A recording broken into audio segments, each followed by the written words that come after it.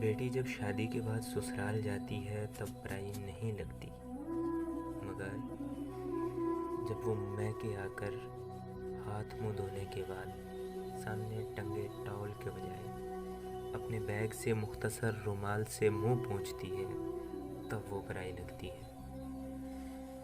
جب وہ باورچی خانے کے دروازے پر نامعلوم سی کھڑی ہو جاتی ہے تب وہ پرائی لگتی ہے۔ جب وہ پانی کے گلاس کے لیے ادھر ادھر آنکھیں گھماتی ہے تب وہ پرائی لگتی ہے۔ جب وہ پوچھتی ہے واشنگ مشین چلاؤں کیا تب وہ پرائی لگتی ہے۔ جب میز پر کھانا لگنے کے بعد بھی برتن کھول کر نہیں دیکھتی تو تب وہ پرائی لگتی ہے۔ جب پیسے گنتے وقت اپنی نظریں چراتی ہے تب وہ پرائی لگتی ہے۔ جب بات بات پہ غیر ضروری کہے لگا کر خوش ہونے کا ڈرامہ کرتی ہے تب وہ پرائی لگتی ہے۔ اور لوٹتے وقت اب کب آئے گی کہ جواب میں دیکھو کب آنا ہے یہ جواب دیتی ہے تب ہمیشہ کے لیے پرائی ہو گئی ہے ایسے لگتی ہے۔ لیکن گاڑی میں بیٹھنے کے بعد جب وہ چپکے سے اپنی آنکھیں چھپا کر خشک کرنے کی کوشش کرتی ہے تو وہ پرایا پن ایک جھٹکے میں بہہ جاتا ہے تب وہ پرائی سی لگتی ہے۔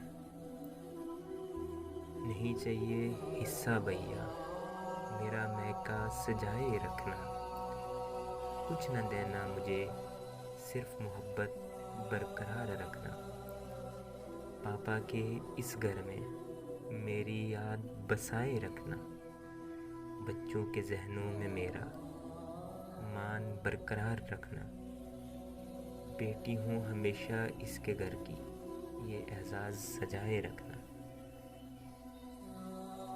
اس کے بعد بیٹی سے ماں کا ایک سفر شروع ہوتا ہے۔ اس حوالے سے خوبصورت الفاظ تمام بہنوں کے نام کرنا چاہوں گا۔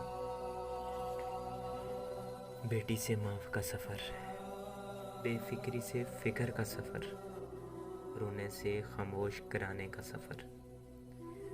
پہلے جو آنچل میں چھپ جایا کرتی تھی آج کسی کو آنچل میں چھپا لیتی ہے۔